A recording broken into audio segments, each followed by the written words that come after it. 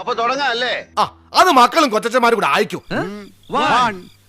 അപ്പോൾ ഇലക്ഷൻ എല്ലാ പ്രാവശ്യം പോലെയല്ല, ഇപ്രാവശ്യത്തെ ഇലക്ഷൻ മണ്ടത്തരങ്ങൾ കൊണ്ടും പൊട്ടത്തരങ്ങൾ കൊണ്ടും കള്ളത്തരങ്ങളും കൊണ്ടും നല്ല സമ്പുഷ്ടമായിട്ട് നടന്നുകൊണ്ടിരിക്കുകയാണ്. കേരളത്തിലെ പ്രധാന 3 പാർട്ടിക്കാരും കണക്കാണ്, എല്ലാവരും ഒപ്പത്തിനൊപ്പമാണ്.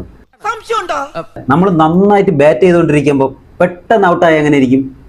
കണ്ടു. പട്ടികയിൽ പേരില്ലാത്തത് കൊണ്ട് 2020 2 സ്ഥാനാർത്ഥികൾക്കാണ് പിന്മാറേണ്ടി വന്നിരിക്കുന്നത്. ഇതിൽ ഏറ്റുമാനൂരിൽ സ്ഥാനാർത്ഥിയായിരുന്ന വീണ നായർ. ചെറിയൊരു പ്രശ്നം എന്താ പറ്റിയെന്ന് വെച്ച് കഴിഞ്ഞാൽ, ഞാൻ ഓൾറെഡി ചങ്ങനാശ്ശേരിയിലാണ് ലാസ്റ്റ് വോട്ട് ചെയ്തിട്ടുള്ളത്. അപ്പോൾ എന്റെ വിശ്വാസം, ചങ്ങനാശ്ശേരി ഞാൻ വോട്ട് ചെയ്തിട്ടുണ്ടല്ലോ, എനിക്കവിടെ വോട്ടുണ്ട്, പിന്നെ അത് നമ്മൾ ഇനി വേറെ തിങ്ക് ചെയ്യേണ്ട കാര്യമില്ല എന്നൊരു തോട്ട് തന്നെയായിരുന്നു. അതുകൊണ്ട് ഇപ്പൊ എന്താ? അപ്പൊ അവിടെ ചെന്നപ്പോഴത്തേക്കുമാണ് ഇതിനകത്ത് എന്റെ പണ്ട് ഞാൻ വോട്ട് ചെയ്തതായിട്ട് കാണിക്കുന്നുണ്ട്, അതിന്റെ ഫോട്ടോയും പ്രിന്റും എല്ലാം അവരെനിക്ക് അയച്ചു തന്നു. പക്ഷെ ഇപ്പൊ അതിനകത്ത് ലിസ്റ്റിലില്ല. അത്രയ്ക്കും വലിയ പ്രശ്നമായത്.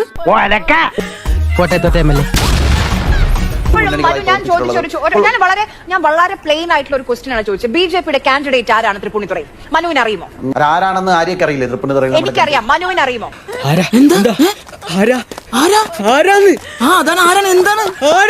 എനിക്കെന്താ അറിഞ്ഞൂടാത്തത്? ആരാണ് അതാരാണെന്ന് ആരെയൊക്കെ അറിയില്ലെങ്കിൽ അറിയണ്ട. ഒരു മാധ്യമ പ്രവർത്തകൻ എനിക്കറിയാം. ബിജെപിയുടെ കാൻഡിഡേറ്റ് തൃപ്പൂണിത്തുറയിൽ ആരാണെന്ന് എനിക്കറിയാം. അല്ല, അത് മനുവിന് അറിയുമോ എന്നുള്ളതാണ് എന്റെ ചോദ്യം. ആരാണെന്ന് എനിക്കറിയാമെങ്കിൽ ഞാൻ എന്നോട് ചോദിക്കും, താൻ ആരാണ്?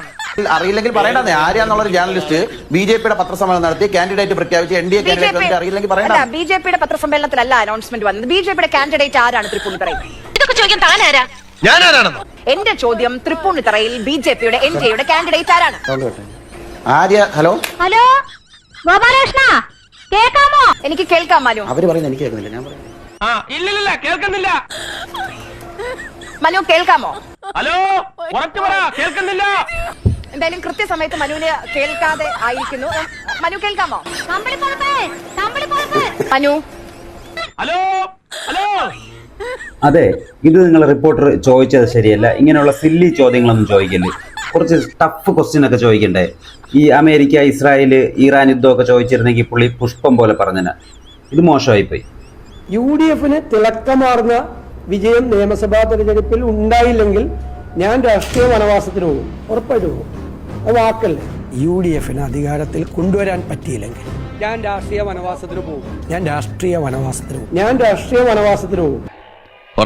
തെരഞ്ഞെടുപ്പ് അടുക്കും തോറും മുഖ്യമന്ത്രി പിണറായി വിജയന് ജനപിന്തുണ കൂടുന്നതായി മനോരമ ന്യൂസ് സർവേ ഫലം. പിണറായി വിജയന് എത്ര മാർക്ക്? 86.45. ഈ ഒന്നാം റാങ്കുകാരനെയാണ് നമ്മൾ അന്വേഷിച്ചിരുന്ന ഒന്നാം റാങ്കുകാരനെ. ഇനി നമ്മൾ എന്ത് ചെയ്യുമല്ല? രാഷ്ട്രീയ വനവാസത്തിന് പോകുന്ന ഞാൻ പറഞ്ഞിട്ടില്ല.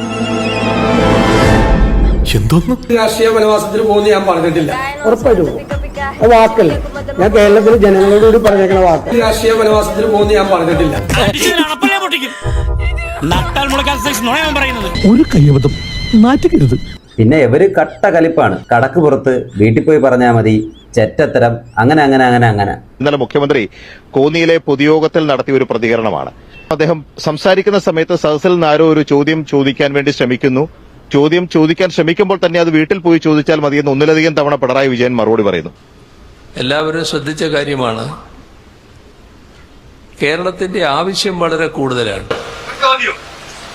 അത് വീട്ടിൽ പോയി ചോദിച്ചാൽ മതി. LDF കൺവെൻഷനിൽ വെച്ചായിരുന്നു, പൊതുസമ്മേളനത്തിൽ വെച്ചായിരുന്നു ആ ചോദ്യം ചോദിച്ചത്. അപ്പോൾ അത് ദാസ് പി ജോർജ് ആണ്. എന്തുവായിരുന്നു അങ്ങനെ ഒരു ചോദ്യം ചോദിക്കാനുള്ള ഒരു സാഹചര്യം? അതായത് ഞാൻ ഉദ്ദേശിച്ചത്, ഞാൻ ഇന്നലെ പ്രസംഗിച്ചതിന്റെ ഇടയിൽ ഒരു ഉഗ്രൻ ട്വിസ്റ്റ് ഉണ്ടായിരുന്നു. വർക്കിച്ചാണ് ഞാൻ ദൈവദൂതനെ പോലെ പൊക്കിയടിക്കാനുള്ള ഒരു പ്ലാനിങ് എനിക്കുണ്ടായിരുന്നു. മുന്നോട്ടുള്ള വികസനം ചെയ്യാൻ ഫണ്ട് BJPയുടെ കേന്ദ്ര സർക്കാർ തടസ്സപ്പെടുത്തി വെച്ചിരിക്കുകയാണ്. പിന്നെ എങ്ങനെ മുന്നോട്ടുള്ള ഫണ്ട് കണ്ടെത്തും എന്നുള്ള ഒരു ചോദ്യം മാത്രമാണ് ഞാൻ ഉദ്ദേശിച്ചത്. അത് ബഹുമാനപ്പെട്ട മുഖ്യമന്ത്രിയുടെ പ്രസംഗം തടസ്സപ്പെടുത്താൻ കാരണമായിട്ടുണ്ട്. പക്ഷേ ഞാൻ ആ അവസരത്തിൽ അത് ചോദിക്കാൻ പാടില്ലായിരുന്നു. എന്റെ ഭാഗത്തും തെറ്റുണ്ട്. അദ്ദേഹം വീട്ടിൽ പോയി ചോദിക്കാനാ പറഞ്ഞത്. അദ്ദേഹത്തിന്റെ പ്രസംഗം തടസ്സപ്പെടുത്തിയപ്പോൾ തടസ്സപ്പെടുത്താൻ പാടില്ലായിരുന്നു. ഇങ്ങനെ പേടിക്കലടാ ആണുങ്ങളെ വില കളയാനായിട്ട്. അപ്പോൾ ഇവരിൽ ആരാണ് ഉള്ളതിൽ ഭേദമെന്ന് നിങ്ങൾ കണ്ടിട്ട് അഭിപ്രായം പറ. നിങ്ങളുടെ അഭിപ്രായം പറ. ഞാൻ പോകുന്നു. ബൈ.